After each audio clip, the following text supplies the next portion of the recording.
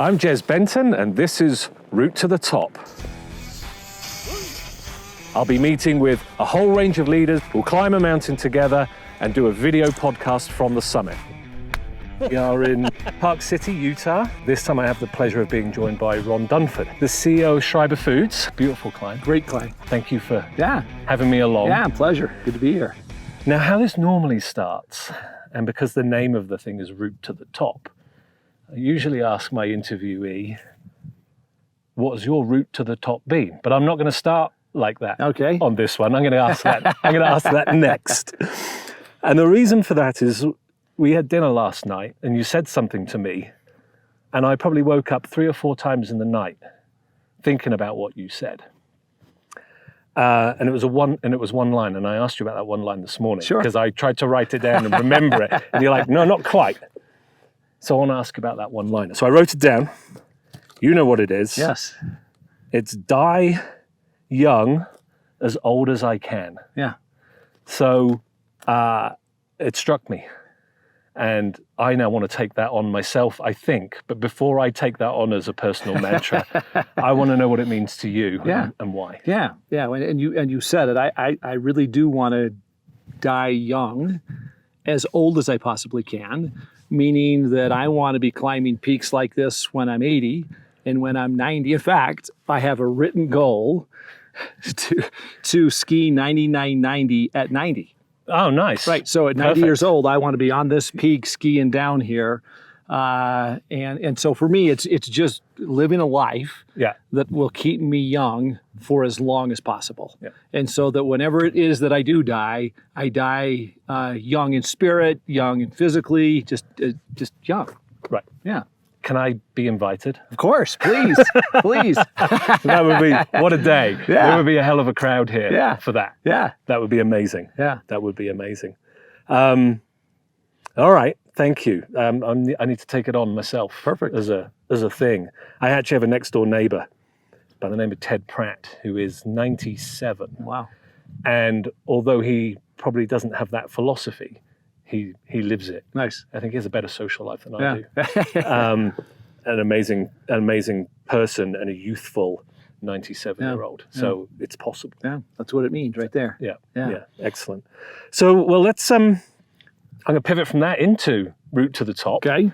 Because I think it's relevant, the energy that you have and what you do. And, you know, this podcast, for me, is, as I've kind of publicized it, is combining 2 of my passions. Mm-hmm. So one of my passions is adventure and the outdoors, and the other one is leadership. And as we were walking up, you said exactly the same thing. You have a passion for leadership and you have a passion for adventure and the outdoors. Yep. But for you, leadership is leading a near $6 billion dairy, cheese, manufacturing, distribution, global organization. Yes. So when I was thinking about this interview, I went onto LinkedIn. And do you know what it says right now in as far as, because you know it captures your years. Mm-hmm. You know how many years it says right now? For me? Yeah. It's got to be close to 40. It's exactly 40. It's exactly 40. In 1982, according to LinkedIn, you were coming out of Utah State University, and you were an hourly employee in a dairy doing sanitation work. Yeah. 40 years on. Yes. Here we sit. So that's a route to the top like no other. So tell us that story. Yeah, you know, I went to school at Utah State, as you just alluded to. I studied geology, of all things. Okay. I wanted to be in a profession where I could spend time outdoors. At that time, petroleum geologists were making a lot of money. It felt like a great way to spend some time in the outdoors. Yeah. We're being interrupted by a helicopter. A helicopter. We're being rescued. Right behind us, right? Get us off the top. It'd be great if we get a flyby. Yeah, that'd be good. And so I was going to school. I needed a way to put myself through school, and there was a job. This is going to be interesting. It is right there. Hopefully. It is right there. Yeah. It's a military helicopter. I don't know whether the sound will pick up off these microphones, but we just had a military Air Force helicopter just buzzed right by us. It's probably going to pop out this side. I think they were here to salute Jez. Welcome to Utah. Yeah, welcome to Utah. Welcome to Park City. I set this up perfectly. I wasn't sure the timing would work, but it worked out. Oh, there it is. There it goes. Sure. We're higher than the helicopter is flying right now. Yeah, that's great. Yeah. So anyway, I needed a job to put myself through school. I started as an hourly nighttime sanitation partner because it was a job. Yeah. I could work nights and go to school. I could work weekends and go to school. I graduated. The oil industry in the early 80s was not good in the U.S. I had worked my way into a supervisory position, and so I thought, you know what, oil will bounce back someday. Yeah. In the meantime, I'll stay in the dairy industry. And so that was the beginning of a 40-year journey where I just never left. I just stayed in the more I stayed in, the more I loved dairy and food. And it wasn't, for me, it was about leadership anyway. It wasn't about the industry. Right. It was about how can I be the best leader that I can be, and it kind of didn't matter. And I just stuck around. So 40 years later. So it could have been any industry. Could have been for me, yeah. It didn't really the matter. leadership, the people, the culture, yeah. what you're building Yeah. as a business. And we were trying to work it out 4 or 5 years ago, and you were about to step into the CEO role. Mm-hmm. So how have you been transforming Schreiber over the last 3 or 4 years? Yeah, We've been through COVID and there's been a lot going on. Yeah, great question.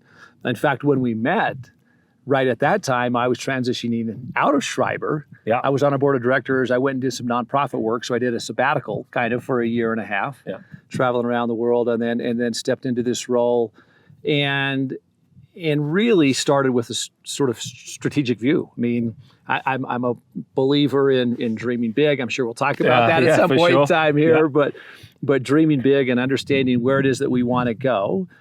Schreiber hadn't had a history of long-term strategic planning. Mm-hmm. We were growing so rapidly, we didn't need to plan for the future. The future just sort of unfolded in front of us, and we just grew. Yeah. And I just felt compelled to put a longer-term vision and strategy in place. So we've set out on a transformation journey. I mean, there's 5 things that I'm trying to transform within the organization. One is how we do strategy. Yep. One is how we do leadership. One is how we do innovation. One is how we do digital, and one is ESG. Yeah. And so those 5 platforms have really become if we're going to transform the company, well, let's transform those 5 areas, and the company will transform. Yeah. Let's get focused on these, get everybody aligned to them, and away you go. I'm going to pick on a few of those pillars in a second, but before I go there, my audience is probably scrambling right now to say, who's Schreiber Foods? Sure. Because it's not a consumer-facing brand. Yep. So what can you tell us about Schreiber Foods without giving too much away? Yeah, sure. So we are a customer brand company, which means that we don't have our own brands. Yep. We have all kinds of dairy categories covered, so processed cheese, natural cheese, cream cheese, and yogurt. I will simply say this. If you eat a cheeseburger in the U.S., 8 out of every 10 cheeseburgers has our cheese on it. Has your cheese on it. So think of the fast food chain or local regional chain. That's our cheese. That's your cheese. If you think about our cream cheese, go into places that serve cheesecakes. Like I'll even use the name Cheesecake Factory, which is coast to coast. Our cream cheese is used to make the cheesecakes for the Cheesecake Factory, as an example. Cream cheese also in bagel shops. So the national chains on the bagel shops, in the retail trade, the natural cheese shreds, chunks, slices that are in the customer brand. Yep. That's our product. 3 of the top 4 yogurt brands that are out there.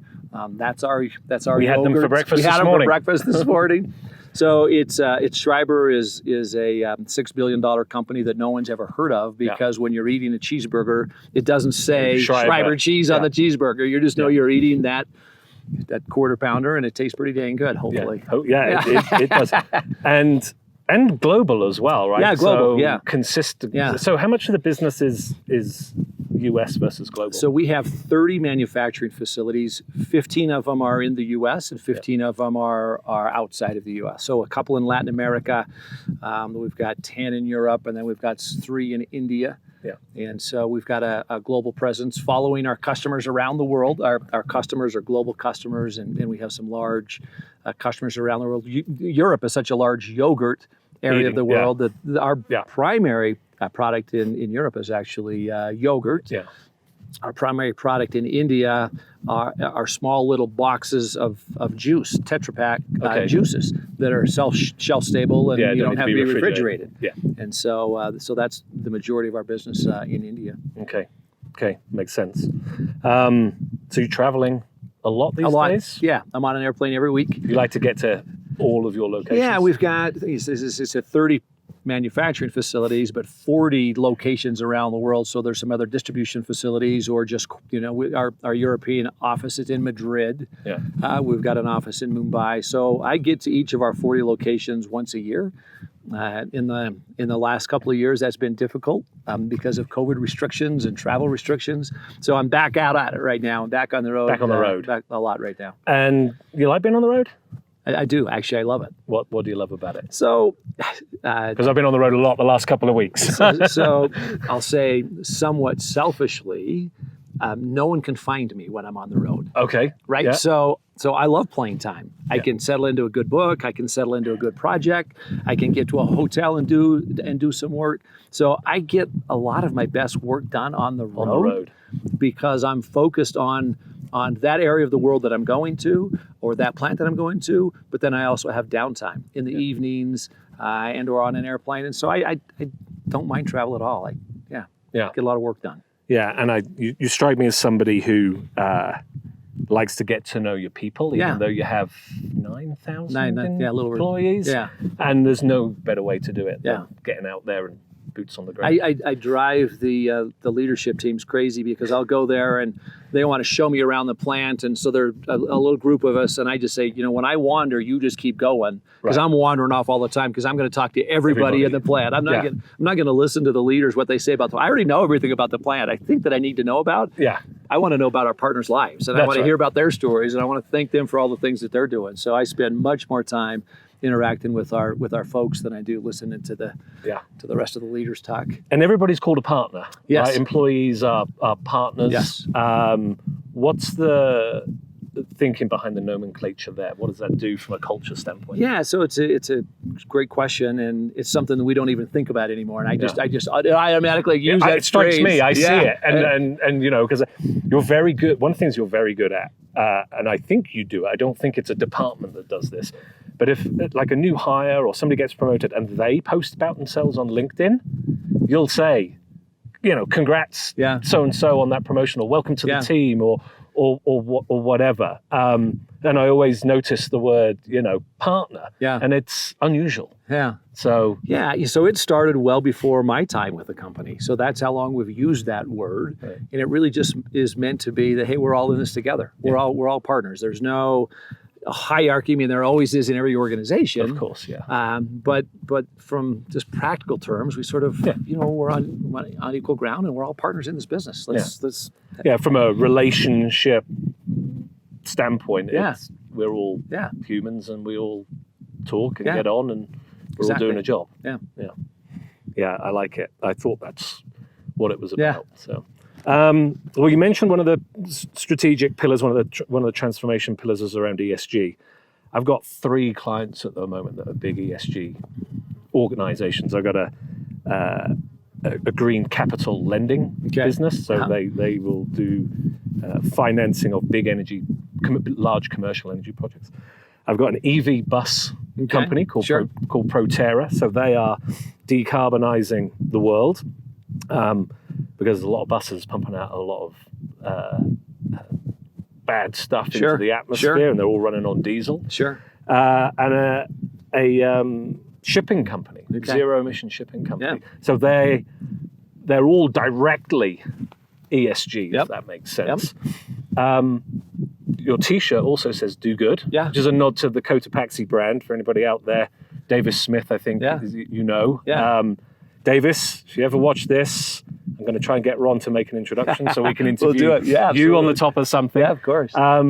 So ESG, doing good, that pillar of the strategy. I'd love to find out more. Yeah. I would say Of the five that we're trying to transform, the digital and the ESG are probably earliest in their journeys. Yeah.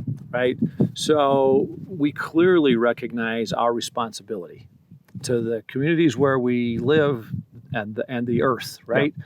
So from a social standpoint, our DE&I efforts, I think, are in the dairy industry better than anybody else's. We are farther along. Yeah. We're a Midwestern company. We're farther along than most Midwestern companies. When you compare us against some of the things that are going on the coast or some other companies that are specifically really focused on ESG and diversity, I think we have a long way to go. But our efforts are all really around so inclusion, diversity, equity, inclusion. That's a big pillar for us. Yeah. Whether it's how we're doing on hiring diverse candidates and the whole, just looking at the slates that we're well, I'll just back up and say this. From our board of directors all the way down to the shop floor, we want people to feel welcome in our organization. We want people to feel included in our organization, and we understand the social responsibility that we have to do that. Social and moral responsibility. From an environmental standpoint, we understand many times the dairy industry gets a bad rap. A lot of the bad rap starts at the dairy farm. And what happens with the manure from the dairy cow, right? The dairy industry is working very hard to make sure that we are good stewards of the land and good stewards of the earth. Yeah. And so whether it's sustainable farming practices, our company doesn't deal directly with the dairy farmers. So I'm speaking on behalf of the dairy industry. That's right. I'm giving a plug for the dairy industry. But you're trying to influence that industry from, we're buying this product, so you have influence, right? The dairy farmers are from the digesters, methane, what they're doing from a digester at the dairy farm, what the plants are doing in terms of solar power and wastewater, just water usage, period. Yeah. Zero landfill. So we're trying to look at every aspect of the business, look at the where we need to be in 2030, where we need to be in 2050, know that it's a journey. Wow. Setting out, I'll just say, some big goals so that we can be adding instead of taking away from the earth which we live. Yeah. Yeah, and I think, so there's two things that, amaze is the wrong word, but there's two things that I have in my mind. One is, for you personally, it's an obvious choice, because you love this. Sure. Right? Sure, of course. We participate in the outdoors and we want to keep it as pristine as we possibly can. So I can see that motivation towards it. I also think, going back to the partners, that notion that people are equal. And so I would imagine that the I of DE&I should be somewhat easy for you guys to achieve, because culturally it feels inclusive as a business, the sense of the place. It is, and I would say I learned a phrase the other day that just really stuck with me in talking to a gentleman, and he was defining for him the word humility. Right. His definition of humility, particularly as it relates to this topic, was I am who I am, I know what I know, I believe what I believe based on my experiences. Yeah. The humility part is, and I know that I haven't experienced everything, right? And so we're trying to, Schreiber Foods, we are who we are based on everything that we've done for 75 plus years. Yeah. But we know we haven't experienced everything. Yeah. And we know we haven't, so as it relates to our partners, let's try to include and make sure that we do value their experiences and get their experiences and learn from everybody's experiences. Collectively, we'll be a whole lot better when we do that. Yeah. So here's the thing that amazes me. I'm sitting here, and if I had my eyes closed and I didn't know you, I would think I was talking to a 40-year-old leader within the organization. So I'm going back to the die young piece. Your energy for the business, the world, with the times, changing things. Where does that come from? Like, how do you sustain the energy to continue to learn and continue to do different? Because somebody who's been in an industry for 40 years, running a $6 billion global business could at this point quite easily go, I've done it. Yeah. I'm good. But that's not what that's not what I'm hearing you say. So a couple things. One, I'm going to give you another quote from Maya Angelou. And her quote is, do the best you can until you know better. And when you know better, do better. And I've taken the liberty to, in the middle of her quote, add my own little piece to that. And so I use it all the time, which is do the best you can until you know better. And then I add, but seek to know better and seek to know better. Yeah. And then when you know better, do better. And so I'm a believer in seeking to know better all the time. I know that I don't know everything. I know that I haven't experienced everything. And so in order to keep young, in order to keep relevant, in order to keep enjoying life, I'm seeking knowledge all the time, trying to learn all the time. Yeah. And what I thought 40 years ago is completely different than it was 30 and 20 and 10 and even 5 years ago, 3 years ago. 3 years ago, yeah. Right. So I'm learning all the time, and I want to keep that. Yeah. And so I'll say that's part A is just my passion towards learning, and part B is just my passion towards adventure. Yeah. And doing things. I jumped out of an airplane for the first time last summer. Right. I mean, I just want to keep doing stuff that that are just fun. Just have fun. That's another one of my 5 principles. That's one of your 5 principles. We are going to get through your 5 principles without me mentioning the 5 principles. Right. But that's the way this interview should go. Because that's the thing about those principles is they are so natural that when you talk about who you are and what you do, they keep popping up, right, as a thing because you live them. All right. So on the adventure side, I'm going to get to the leadership side in a minute, but I'm going to stick on the adventure side just because you mentioned it. What's next? So what's next for me is probably Kilimanjaro, Aconcagua. I wouldn't mind doing that one. Or back to Nepal. I haven't booked it yet. Right. But I will do something every year. Do one hard thing. Pick one thing. One adventure every year and go do it. So I've got to. It's sort of between those 3. My son wants to go back to Nepal. Yeah. He also wants to go. Well, he wants to do all 3. It's just deciding which order we're going to do them. That's why maybe you and him need to retire so you have the time to do all of these things. Exactly. And there will be no shortage of time for that kind of stuff. Yeah. It's fantastic. All right, let's talk about your passion for leadership.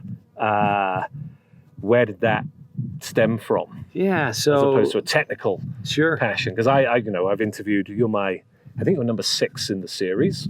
You may not get published as number 6. You may go out the gate as number 1. Who knows? But this is the 6th in the series, and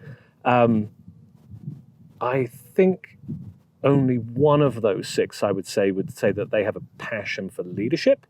I think they had a passion for what they did, found themselves in a leadership role, and then figured it out from there. Sure. Versus what you said earlier, which was, actually, I could have been in any industry. Yeah. I kind of had that passion for leadership. So where did that come from and why? Yeah, just a quick comment about what you just said. I clearly love the dairy industry, but I have a passion for leadership. Yeah. So for me, it could have been in any industry. I learned it from my dad. My dad was always a leader. My dad instilled in me at a very young age, be anything you want, do anything you want, but always just be the leader of whatever that happens to be.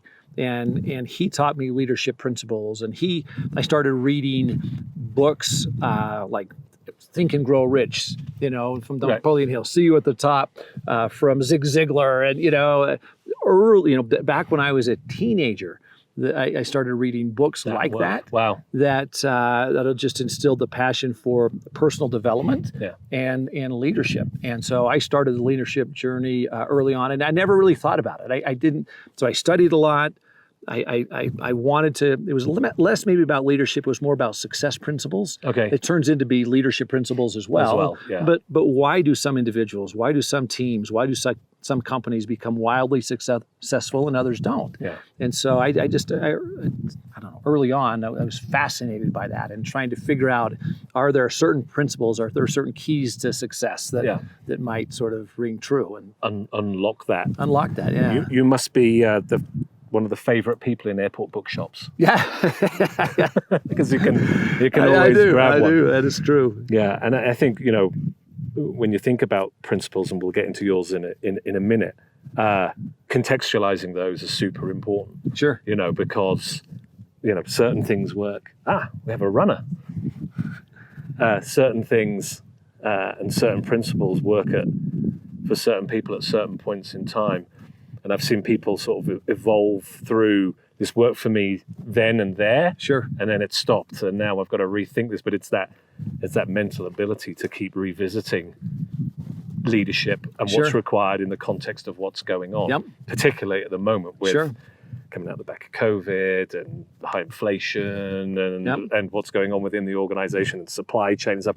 There's a lot of people that I know that contextually have never really had to lead in a difficult time. Sure. And they're like, because the last 10 years have been great, And I remember a guy at UBS many years ago saying, leadership's really easy when you're hitting your numbers and the economy's growing and you've got the right product.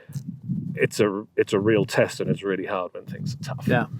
And that's the time where you see people stepping up and filling those vacuums. Yeah, leadership depends on the context. Yeah. I say that all the time, right? So leadership principles, yes, but it's very contextual. It depends on what's going on in the world, and you have to understand the power of because sometimes it's this and this. Yeah. It's never just, sort of a black and white answer. It's never that easy. It's really, so I have sort of, not my 5 success principles, but sort of 5 things that I expect of leaders at Schreiber Foods and ourselves. And one of those is the power of It's really understanding that it's not one way. There's a bigger picture out there. Yeah, it's never going to be that clear. No. Yeah.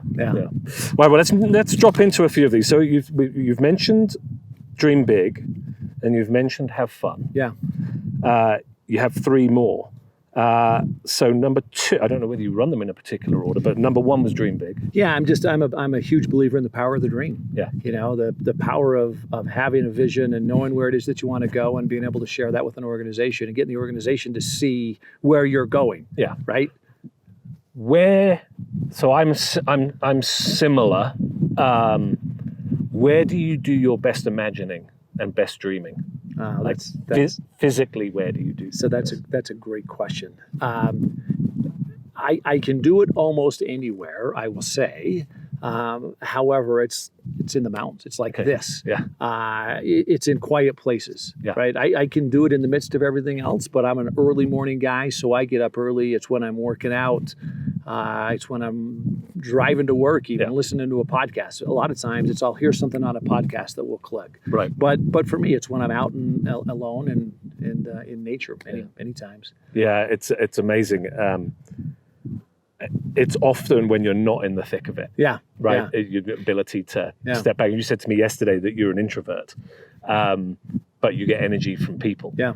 So it's balancing those two moments, those two places to find that inspiration to keep imagining, dreaming.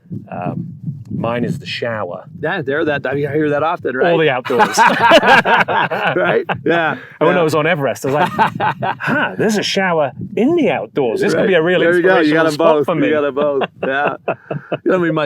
A quick personal example for me. I mean, I've done 3 full Ironman events. The first time I did a triathlon was an Ironman. I didn't do a sprint. I didn't do a half, anything else.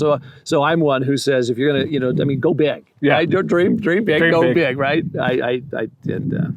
It's maybe not always the conventional way, but it's the way I do it. Hey, it works for you. Yeah. It works for you. Yeah, and the second one you were talking about, so that is expect success. So that's a mindset. Yeah. Right? It's the power of positivity, it's the power of belief, it's the power of self-confidence, not cockiness, not arrogance, but just a belief that, hey, if I'm gonna sign up to do something, I'm gonna get it done. And by the way, I like to dream big enough that I'm rarely successful in my first attempt at it. Okay. Right. Yep. Failure is a thing. Failure is kind of a must, because if you can go out and accomplish something the very first time, maybe it wasn't a big enough dream, says me, right? Right. So, but it's that expectation and that mindset that you're going to learn and you're going to grow, and so I'm a mindset guy, and the attitude's got to be there. So that's the second principle. Yeah, nice. I've been, as we talked about last night, over the last 12 months,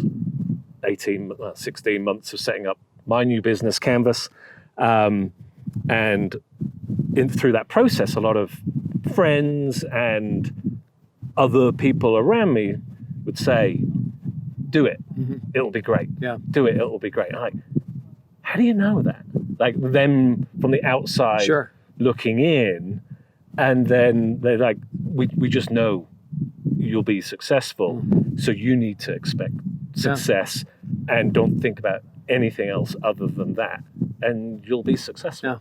And it's that kind of self drive and motivation that kind of pulls that through for me. And I've, experienced that on steroids over the last 18 months. So for me, one of the things that maybe gives me the most energy in life is being able to get somebody else to see bigger, dream bigger, do more, become more than they thought possible, to help them be able to have the confidence in themselves that they can actually go beyond what they believed or someone else believed. So, well, you've been a part of a mentoring organization. You're on the board of Mentors International. Mentors International. Yeah. So that's not just for the people at Schreiber Foods you're talking about there. You're talking much broader societal kind of third world country. I mean, that's actually small entrepreneurs in third world countries to help them, sort of get a leg up in life. Nice.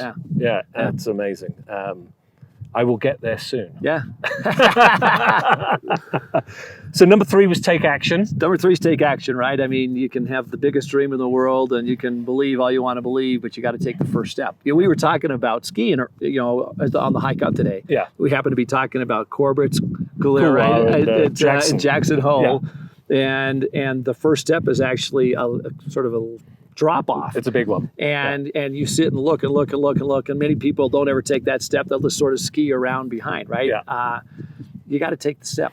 If you're going to dream up, then you got to. And so for me, it is about personal development. Many times you create a dream and you don't have the skill set yet. It's what you've always done, but it's not what I'm dreaming about doing in the future. So taking action is developing a new skill set or a new habit, focusing on the one thing that matters most. So there's a whole bunch embedded within that one, but So, I run a learning business, leadership, culture change. The things that you talk there all ladder up to learning. And in fact, you'd mentioned kind of continuous learning.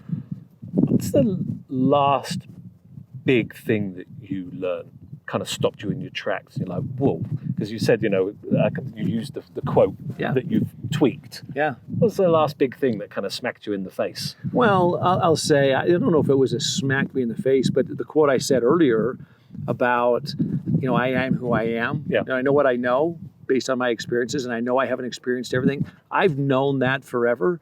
Many times many of my learnings are aha moments where I knew something, but it gets really reinforced to me. Yeah. And that was just a really, it and then you experience an it. aha, moment to me. The whole, concept of whether in the nonprofit world or the for-profit world, getting to an impact. Yeah. So often in life we measure outcomes. And I had a real learning moment here in the last few years, but about the difference between outcomes and impact. Okay. Right. And that was just that was, I'm going to say, maybe one of the biggest learning moments for me of the last 5 or 6 years. So I'll reference that one, even though that's not the most recent. Yeah. But it was a very impactful one for me to really narrow in and dive in on what does impact mean. If we're going to back to the ESG conversation, if we're going to make an impact, is it just little outcomes that we're looking for? Just hitting our numbers and growing and and it's not that. I mean that's a start maybe. Yeah. So I'll just say the difference between those two was a big learning for me. Nice. Yeah. Excellent. We kind of covered do good. Yeah, so do good is, so I talked about the second one, which was expect success. That's mindset. Do good is about the heart. Yeah. Right? It's gratitude, and it's just doing good. I mean, you can be successful as you want. You could stop at number 3. Dream big, expect success, take action, repeat. Yeah. But if you don't have the last 2, which are do good and have fun, then then you don't What's the make point? the impact. Yeah. And then you die old. Right? Yeah. You don't die young old, right? Yeah.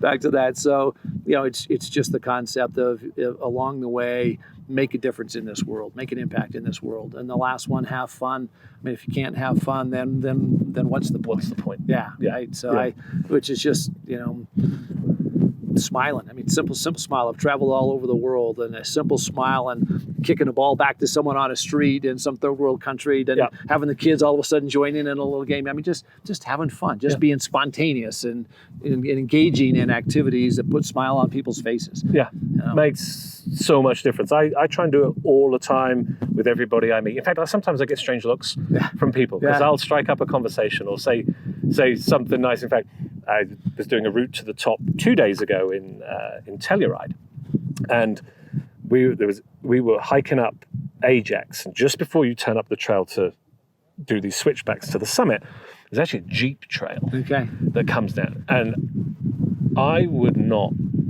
drive down this thing. Like, it looked horrendous. Steep, twisting, turning. And the Jeep came around the corner. We had to hop off the trail to let it go by. Tennessee plates on it, family of 4.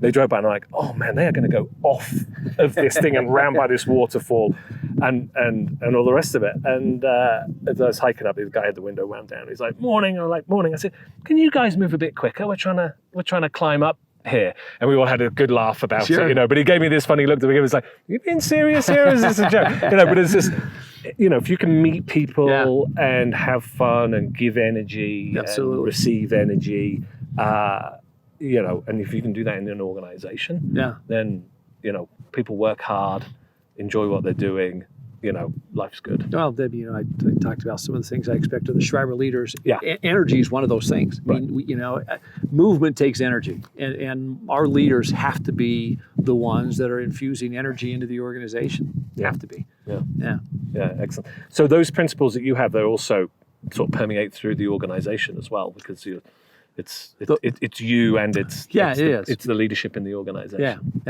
Yeah. Those 5 success principles specifically. Yeah. So, how long did it take you to land those? Because for me, I've got 3 personal values. It kind of took me a while to land them, to know myself well enough and to have enough experiences in life to go, they're 3. Yeah. One is adventure.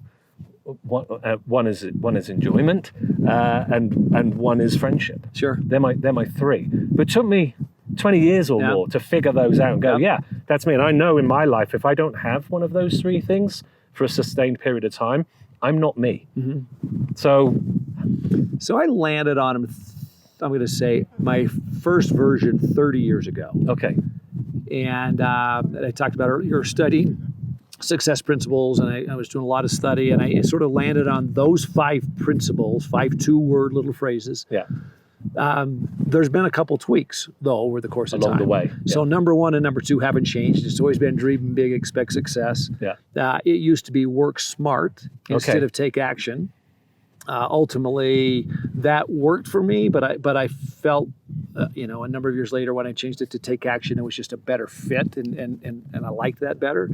And then number 4 used to be play fair versus do good. Do good. Yeah. A lot of the same principle with it. But it's evolved as you've learned. But it's evolved, and have fun has always been there. When I was a kid, I only had one principle, and it was have fun. I had to add the others into it. I couldn't just have that one for the rest of life. The other 4 get you out of trouble. Yeah. That 5th one could get you into trouble. Absolutely. Yeah.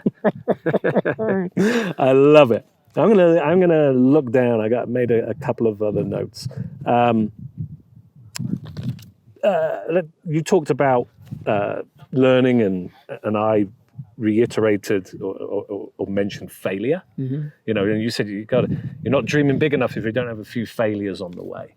So I'd love to hear 1 or 2 stories of a couple of Ron Dunford's biggest failures. Biggest failures. So I suppose there's a lot to choose from.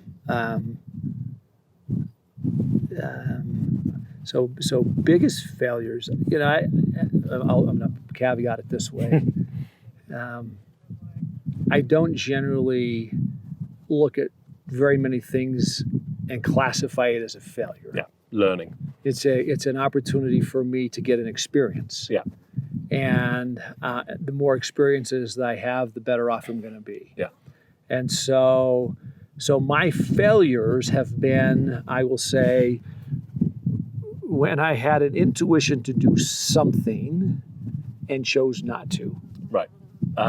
My failures aren't because I chose to do something and that thing failed. It was an epic, yeah, okay. New product category, gee, that didn't work out well. Gee, this with a customer. Yeah. That was a bad, I mean, I've had some, so I can talk about customer-related negotiation failures, product launch failures. I can talk about those sorts of things where I took action and it didn't go well. Yeah. I would say I would consider my biggest failures to be times where I thought I need to do something, particularly around a person. Yeah. Okay. Help them, do something with them, and then a month later regret, geez, if I would have stepped in at the right time when I felt like it, I could have prevented a lot of pain and agony and these other things from happening. Right. So is that not trusting your intuition, or is that get derailed by something else? Or? Yeah, I would say it's. I generally trust my intuition, and that's why it becomes a failure. I just don't always act.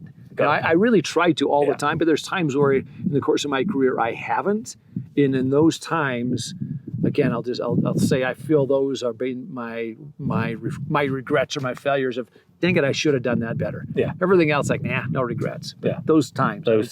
Yeah. But because it's dealing with somebody else too. It's someone else. Yes. And That makes complete sense. I get it fully. Advice to other leaders. So my audience for this podcast is kind of twofold, really. I think my audience is clients, buyers. So there's typically chief HR officers, chief talent officers, anybody that's involved in culture change, etc. And then obviously senior leaders within organizations, people like yourself. So advice that you would give to other leaders, what would be your top one or two things you would say? Yeah. So I'm going to go down two different paths here, if that's okay. Whatever you like. I'll just edit it out afterwards. The first one I would say, is a poem that was written 100 years ago. And the essence of it is, one ship sails east, another west, by the self-same winds that blow. 'Tis the set of the sail and not the gale that determines the way that you go, right? And so the wind can be blowing and one ship can be going one way, one sailboat can be going a different way. It has nothing to do with the wind. It has everything to do with how you set the sail. Right. In leadership, there are so many things over the last couple of years that have come. Winds are blowing in every single direction. Yeah. And there are many times, typically over the last 40 years of my career, the wind will blow one direction for a period of time. Yeah, for a long time. And then you have to change the directions, and you have to change your direction or you're the set of the sail, right? Over the last 2 years, the wind blows in a different direction every day. Yeah. And so as a leader, you have to have the flexibility to be able to read the direction of the wind and what's going on, and then lead differently based on the direction of the wind. Yeah. Not that your principles change, not that your values change, but how you lead based on the circumstances change. You're conscious of that changing context. Yeah. Continuously. So don't be afraid of that. Don't be afraid of the changing wind that's out there, because it's going to happen. Yeah. So that would be one direction I would take it. The other way I would answer the question would be, I'll give to you and the listeners the exact same advice that I give to the leaders of Schreiber Foods. And number one, it's work on you every day. If you want to be a great leader, be a better you. If you want to be a great spouse, be a better you. If you want to be a great, whatever it is in life, if you want to be better at something, got to work on it. Be a better you. Number one, every day. Take time for you every single day. So advice number one, be a better leader. Be a better you. Level up. I don't care if it's Jim Collins levels of leadership, it's John Maxwell level of leadership, if it's Jez levels of leadership. I don't care whose levels you look at. I'm telling everybody, just level up one. Yeah. Level up. Work on you and level up. Go from 1 to 2. Go from 3 to 4. You don't have to jump 5 levels at a time. By the way, next year I'll ask you to go level up again. Yeah. So number 1, work on you and level up. Number 2, advice would be to give the people that you work with the experiences that they need in order to unleash their talent. Yeah. So often we put people in roles and in responsibility that doesn't get the best out of them, right? So provide experiences, provide opportunities, get to know their stories, know their passions, know their dreams, and then align their work such that they will be able to give everything that they have to you and the organization. And that's a lot of effort. That's a huge amount of effort Yeah. on managers and leaders within the organization. But the payback, the return is huge. It's huge. And one of the things I found in COVID, it's actually done a bit of a double on this. So I experience people struggling to get to know people because of some of the remote working in certain organizations. But at the same time, leaders and managers actually having to get to know people as people. Yeah. Because they're not coming to work and disconnecting from home, and I just have to know you as your work self. I got to know you as your whole self now to really understand what's going on, to be able to lead and manage those people better. Exactly. Yeah. Exactly. Third piece of advice. You asked for 1 or 2. I'm going to give you 5. Give me as many as you like. we got all day. The third, and I alluded to it earlier, is the power of and. Yeah. Right? And I'll use a telescope and a microscope. And I need a leader to be able to look out into the future, but then bring the future to the present. Yeah. See what's out there and articulate it in such a way that everybody understands and sees the same long-term view you do. And the microscope is what we do today. It is that's going to impact that. It's the extreme focus on today. And you can look through a microscope, it can be out of focus and it's all blurry. You can focus in. So it's really having the skills to focus in on, if I only get this one thing done today, this is the thing that's got to be done. So, but the power of and, caring and holding someone accountable. That's kind of sometimes 2 ends of the spectrum. Yeah. So leadership needs to understand the power of the and, right? So that's number, let's say 3 on the list. Yeah. Number 4 on the list is to live the core of what you and your organization stand for. Don't print it on the wall. Yeah. Don't verbalize it.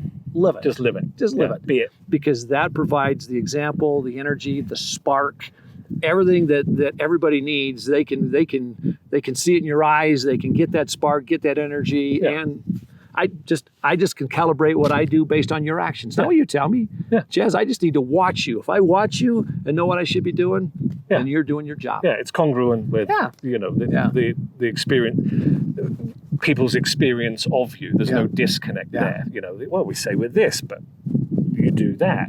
Those 2 things don't matter. That's huge at the moment. Our work around culture change at the moment, there's been such a rift when organizations went into COVID. Nobody on the 28th of March or whatever it was, when things in the US kind of started to shut down, said, how's this going to affect our culture? Yeah. And let's think about that as we go into it. Of course not. Nobody would in their right mind be thinking about that. They're all thinking about, how do we get people enough laptops? What's the connectivity? How do we do this? How do, but coming out of COVID, I'm working with dozens of clients right now who are saying, we've lost our culture. In fact, we're not exactly sure what it is, what it's become. It's default, but just because of where we've been for the last 2 years. So how do we get back to being deliberate about the culture? And like you said, it's not a poster on the wall saying suddenly we're going to be about this. It's about understanding the whole organization and saying, right, what do we need the culture to be to move us forward? And what does that look like now as we're emerging out of COVID and everything's changed? Yeah. So going from default culture to deliberate culture, a lot of organizations focused on that right now. That's good. That'll keep you busy for a while. It's starting to. Yeah. The 5th thing and final thing, I started with Number 1 was an individual thing, work on you, level up. Number 5 is a team thing, which is surround yourself with the talent that you lack. Yeah. Make sure that everybody doesn't talk like you, look like you, act like you, think like you, because if they do, then you've got the wrong team, right? So build a team that thinks different, acts different, has the same core fundamental beliefs and values, but everybody doesn't have every superpower. Yeah. Everybody has a superpower. Yeah. So understand your team's superpowers and make sure that they're complementary so that any one individual isn't perfect, but as a team, you might approach perfection because you've got the superpowers covered and you can rely on the strengths of each other. And so I'd say that would be my fifth and final is making sure you get the right team in place. Yeah, I'm a big fan of hiring people who are better than me, which is actually really easy because I don't think I'm that good. But, surrounding myself with people who I can just go, like, this person is so much better at that than me, and elevating them through the organization. I've continuously done that, and it's paid dividends over the years with a very talented team. I do meet leaders in organizations that see that as a threat. It's like, if I hire somebody who's better than me, they might take my job tomorrow, kind of thing. It's like, that's the point. Yeah. Because if you're leveling up, you should be moving on to the next thing as well. Part of the second piece of advice I gave there was I tell my leaders, your job is to find your replacement. Yeah, and work yourself out of the the job. sooner you find your replacement, the faster you can have another opportunity. Yeah. Right? So don't be afraid of that. Hire everybody that's better than you so then you can move on and take your next role. Yeah. Right? Yeah, exactly. So, and you build a reputation and you build a team that people want to join. Yeah, of course. Right? It's like, I want to get, how do I get on that team? Yeah. You build that kind of brand within the business. Yeah. Brilliant. I asked you what's next from an adventure standpoint. You had 3 things on the table. What's next for you and Schreiber Foods? Yeah, great question. So making an impact. Next week, we actually have a week of giving where every facility around the world, I talked about our plants, every facility around the world is doing food drives, doing work with nonprofits in the communities where we operate. What's next for us? We're going to continue to do good. We're going to continue to grow. We're going to continue to make an impact. There's a lot of untapped potential for us around the world, but it really centers on both personal, professional, and company growth. How do we get bigger so that we can become better? We're not going to get bigger for big sakes. It's not. Of course, we want to be profitable, right? Yeah. But it's not about profitability. It's how can we get bigger and better so we can do more good. So you make a bigger impact. Yeah, absolutely. Awesome. I'm going to leave it there with my questions, but I have been finishing these with a. Is there a question you expected me to ask that I haven't asked? I don't think there is. That's actually a great question. I think you've asked a few that I didn't expect, right? And you've asked pretty much everything that I did. So, well, that's the beautiful thing about this podcast is, for the viewers, what we're looking at is an iPhone 13 wired in. There is no production crew. There's no makeup. There's no boom mic. Right. It's an authentic conversation with very little preparation. I didn't share a question set with you or anything. No. So, what I've experienced, I don't know how long this has been now. It's probably been a good 45 minutes, would be my guess. Is that authentic, open conversation where we can ask questions of each other and think those things through and talk about the unexpected. So I appreciate you doing that. When I imagined this work, I was like, are people going to want to be scripted? Are people going to want to, know exactly what's going to be asked and a question set and all that? And the advice that I got from folks was, if they want that, they're the wrong people to be interviewing, right? Yeah. Because it's not real. Yeah. It's not, we're talking about leadership, talking about organization, talking about people. It's how do you get to the authentic work? It's not a case study. It's not a white paper. It's not a piece of research. It's real. And you shouldn't have to think about principles that are guiding principles in leadership. It ought to, if it's not intuitive, you can't just spit it out, then it's probably... Yeah, if you got a if you're going to have got to think about Gotta your look on answers the wall. beforehand. It's like, oh yeah, what did I say? Yeah, What are my personal values again? Yeah. Yeah. So brilliant, fantastic. Thank you. No, thank you. It's been a pleasure. Fantastic. Thanks, Rob.